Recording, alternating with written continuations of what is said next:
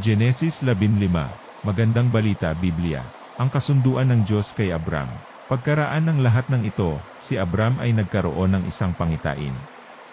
Sinabi sa kanya ni Yahweh, Abram, huwag kang matakot. Ako ang iyong kalasag na mag-iingat sa iyo. Bibigyan kita ng napakalaking gantimpala. Ngunit sinabi ni Abram, Panginoong Yahweh, ano pang kabuluhan ng gantimpala mo sa akin kung wala naman akong anak? Wala akong tagapagmana, kundi si Eliezer na taga Damasco. Hindi mo ako pinagkalooban ng anak, kaya ang alipin kong ito ang magmamana ng aking ari-arian.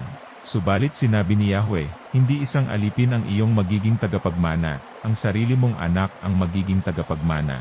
Dinala siya ni Yahweh sa labas at sinabi sa kanya, tumingin ka sa langit at masdan mo ang mga bituin. Mabibilang mo ba yan? Ganyan karami ang magiging lahi mo. Si Abram ay sumampalataya kay Yahweh, at dahil dito, siya'y itinuring ni Yahweh bilang isang taong matuwid. Sinabi pa ni Yahweh kay Abram, ako ang kumuha sa iyo sa bayan ng Ur ng Kaldea, upang ibigay sa iyo ang lupain ito. Itinanong naman ni Abram, Panginoong Yahweh, paano ko malalamang ito'y magiging akin? Sinabi sa kanya, dalhan mo ako ng isang baka, isang babaeng kambing, at isang tupa, bawat isa ay 3 taon ang gulang. Magdala ka rin ng isang kalapati at isang batu-bato.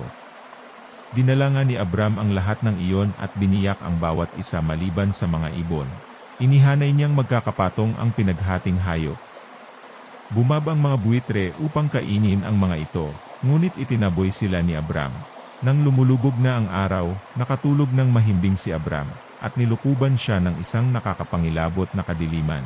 Sinabi ni Yahweh, ang iyong mga anak at apo ay mangingibang bayan, at magiging alipin doon sa loob ng 400 taon.